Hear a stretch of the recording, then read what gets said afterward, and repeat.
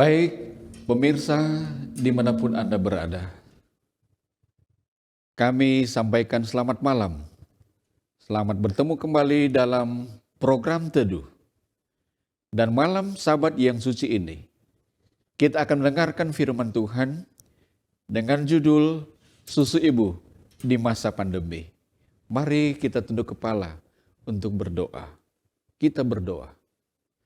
Tuhan Allah Bapa kami dalam sorga, kami bersyukur waktu yang indah yang Tuhan berikan di Sabat Tuhan yang suci. Kami diberikan kesempatan untuk belajar firman-Mu, dan biarlah kiranya sebelum kami belajar firman-Mu, hati kami dikuasai dan diisi oleh kuasa Roh Kudus-Mu.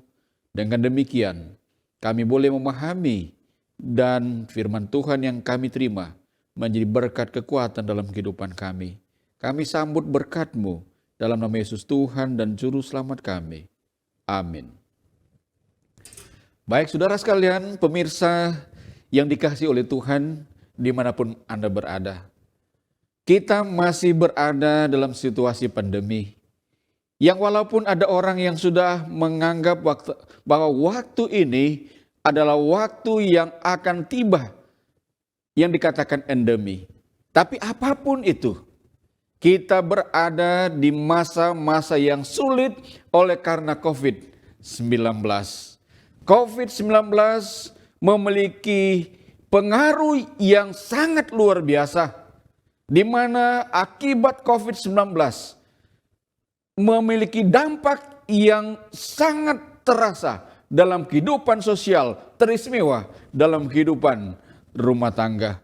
Dan data yang saya dapatkan dari liputan6.com pada 7 Agustus 2020, Ketua Kadin Indonesia Rosan Roslani menyatakan survei terbaru waktu itu, dia menyatakan melalui Saiful Mujani Research and Consulting atau SMRC, di mana ada 29 juta warga Indonesia yang mengalami pemutusan hubungan kerja oleh karena COVID-19. Dan dari data tersebut dikatakan di sektor formal misalnya, data yang diterima oleh Rosan dari sejumlah asosiasi di bawah Kadin, ada 6,4 juta orang pekerja yang terdampak akibat COVID-19. Yang artinya itu hanya ada dalam catatan. Tetapi pengaruh yang ada yang terjadi melebihi jumlah dari catatan tersebut, saya yakini. Dan itu adalah data itu dari negara Republik Indonesia. Artinya dampak dari COVID-19 itu sangat dahsyat atau luar biasa.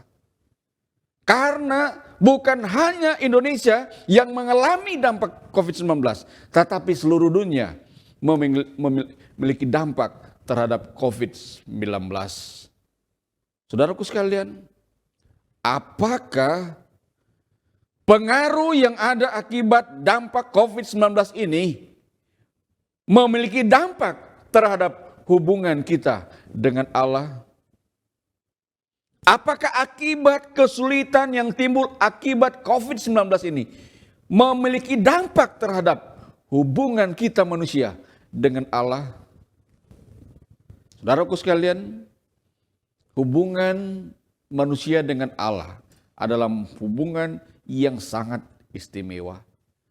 Di mana firman Tuhan menyampaikan bahwa hubungan Allah dan manusia dalam Yesaya 49 ayat 15 berkata, dapatkah seorang perempuan melupakan bayinya sehingga ia tidak menyayangi anak dari kandungannya? Sekalipun dia melupakannya, aku tidak akan melupakan engkau. Sangat istimewa hubungan Allah yang di sorga dengan kita manusia yang ada di bumi ini. Adalah satu hubungan yang sangat istimewa. Dan hubungan yang sangat istimewa ini adalah hubungan timbal balik. Dan hubungan timbal balik inilah yang disebut dengan kongsi. Kongsi dari bahasa Hansi, Hanyu Pinyin atau gongsi adalah istilah bahasa Indonesia yang berasal dari bahasa Hokkien. Dan dalam bahasa Indonesia, kongsi atau gongsi ini artinya kerjasama atau menjalin hubungan antara dua orang atau lebih. Atau kongsi ini artinya berbagi, memberikan sesuatu kepada orang lain. Atau memberikan sesuatu kepada yang lain. Dan dari pengertian ini kita dapati, hubungan Allah yang di sorga dengan hubungan kita manusia adalah hubungan yang sangat istimewa. Dan hubungan itu harusnya adalah hubungan timbal balik. Kongsi adalah hubungan antara seorang dengan pihak yang lain. Dan hubungan itu adalah hubungan yang istimewa.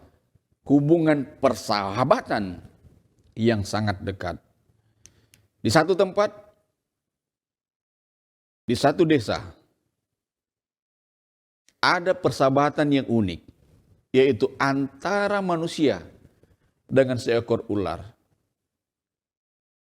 Ular itu didapatkan oleh keluarga sejak masih kecil. Dan ketika ular masih kecil, dia bersahabat dengan anak dari keluarga itu sejak masih kecil. Tapi apa yang terjadi? Ketika ular dikasih makan, hari bertambah hari bahkan tahun. Sangat disayangkan. Walaupun hubungan yang dekat, yang erat antara seekor ular dengan seorang anak itu terjalin begitu lama. Tapi akhir hidup anak itu terjadi dengan sangat tragis, di mana ular membunuh anak itu. Bapak Ibu pemirsa dimanapun Anda berada. Itulah sahabat yang ada di dunia ini. Tetapi sebagai orang yang percaya kepada Allah di sorga, kita memiliki sahabat yang istimewa. Dan siapakah sahabat itu? Dia adalah Allah kita. Allah yang sangat istimewa. Dan Allah bersahabat dengan kita secara ajaib. Karena Allah itu adalah Allah yang luar biasa. Allah itu adalah Allah yang pengasih. Allah itu adalah Allah yang peduli. Firman Tuhan dalam Mazmur 19 ayat pertama berkata, langit menceritakan kemuliaan Allah dan cakrawala memberitakan pekerjaan tangannya. Artinya dari langit kita mendapati bahwa Allah itu adalah Allah yang luar biasa. Allah adalah Allah yang memiliki kasih yang sangat unik. Allah peduli pada manusia. Di antara jutaan galaksi di alam semesta, kita berada di bumi kita yang sangat kecil. Tapi Allah yang ada di tempat yang maha tinggi, Dia peduli dengan kita yang ada di bumi yang kecil ini. Allah adalah Allah yang sangat istimewa. Allah itulah yang kita sembah. Bapak Ibu pemirsa dimanapun Anda berada, kita bisa melihat bagaimana Allah mengasihi kita manusia dari terbentuknya kita di dalam rahim. Konsep ini, konsep yang harus kita lihat sehingga kita mengerti dan memahami bahwa Allah itu adalah Allah yang sangat luar biasa. Di mana 4 minggu pada konsep kita manusia itu ada dalam rahim, sudah ada otak kita. Sangat luar biasa. Artinya sejak dari dalam rahim seorang manusia, di dalam ibunya sudah ada otak yang bertumbuh. Kemudian terus pada 8 minggu sesudah itu, maka bayi itu sudah ada jantung, sudah ada liver, sudah ada mata, dan otaknya makin bertumbuh. Dan pada 14 minggu kemudian, sudah mulai ada alis, ada telinga. Sangat luar biasa. Dan terus terbentuknya konsep yang sangat unik ini. Dan nanti, sekitar 40 minggu, maka bayi itu akan siap untuk lahir. Firman Tuhan dalam Mazmur pasal 139 ayat 14 sampai 17 berkata, Aku bersyukur kepadamu oleh karena kejadianku dahsyat dan ajaib. Ajaib apa yang kau perbuat dan jiwaku benar-benar menyadarinya. Tulang-tulangku tidak terlindung bagimu ketika aku dijadikan di tempat yang tersembunyi dan aku direkam di bagian-bagian bumi yang paling bawah. Mataku melihat segala selagi aku bakal anak, dan dalam kitabmu semuanya tertulis hari-hari yang terbentuk sebelum ada satu pun daripadanya.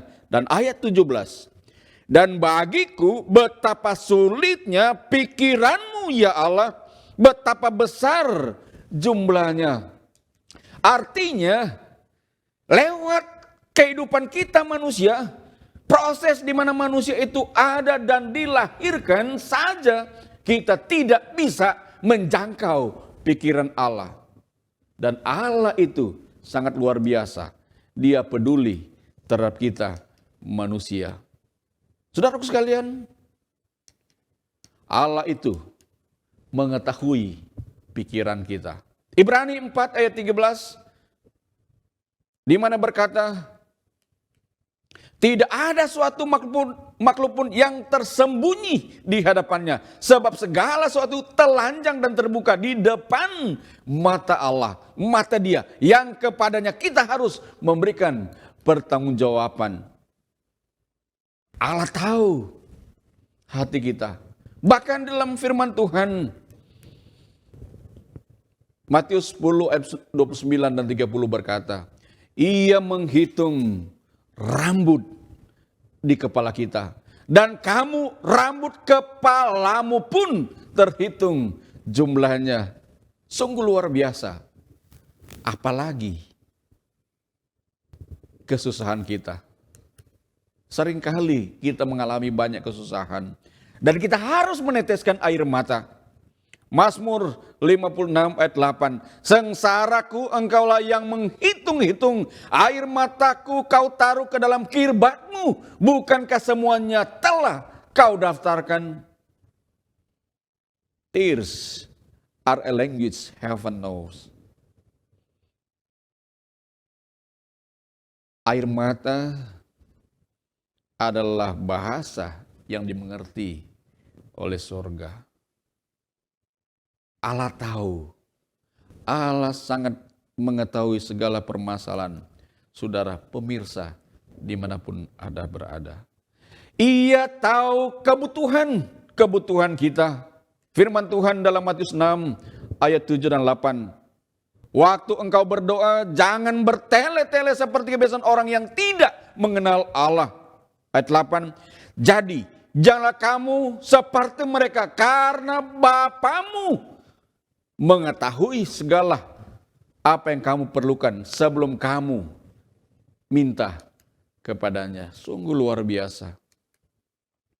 Roma 8 ayat 32, firman Tuhan berkata, Ia yang tidak menyayangkan anaknya sendiri tetapi menyerahkannya bagi kita semua. bagaimanakah mungkin ia tidak mengurniakan segala sesuatu kepada kita bersama-sama dengan Dia?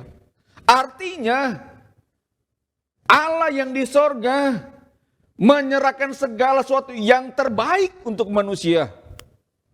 Apalagi akan apa yang kita perlukan. Dari bintang-bintang di langit, kita mengetahui Allah itu adalah Allah yang sangat luar biasa. Dari Kalvari,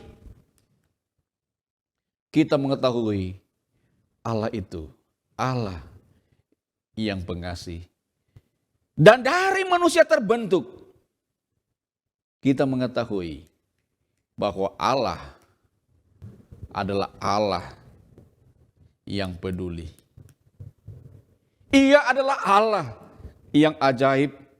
Oleh sebab itu saudara sekalian, ketika kita melihat semua ini, kita harus menyadari bahwa betapa pentingnya hubungan kita dengan Allah. Dan hubungan kita dengan Allah adalah satu masalah yang sangat istimewa karena menyangkut hati kita. Karena hubungan kita dengan Allah adalah hubungan dengan masalah yang adalah masalah hati.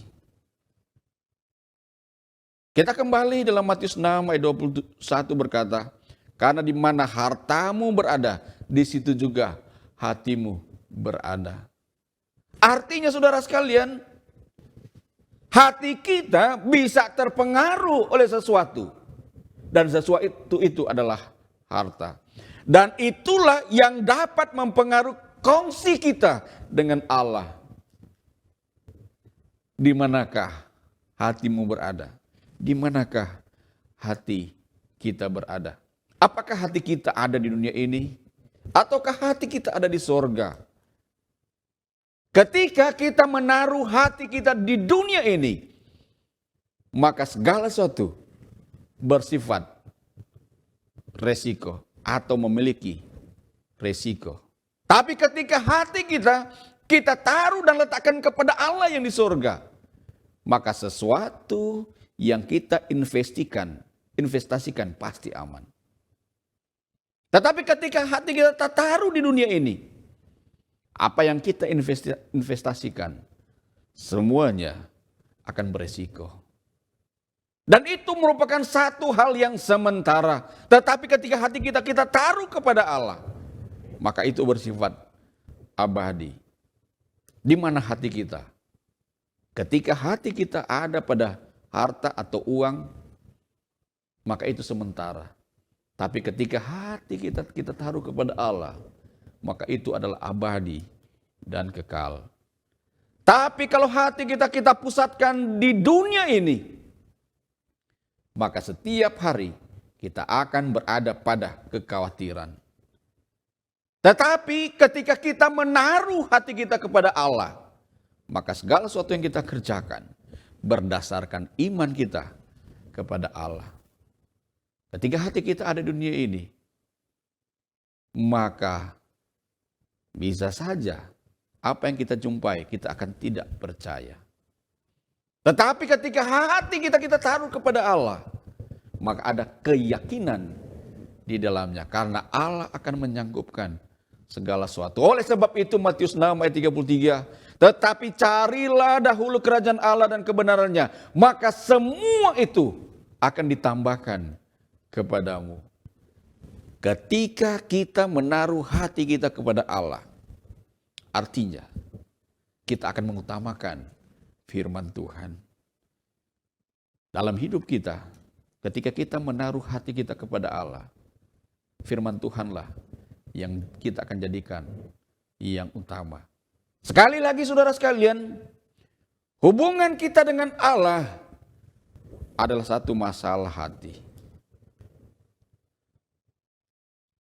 Akan dapat berpengaruh kepada apa yang kita lakukan. Apa yang bisa kita beri kepada Allah, itu akan memiliki pengaruh dari hati kita. Sekali lagi, di manakah hatimu berada. Apakah hati kita ada di dunia ini? Ketika hati kita di dunia ini, maka pasti konsentrasi segala aktivitas kita ada pada mengumpulkan harta.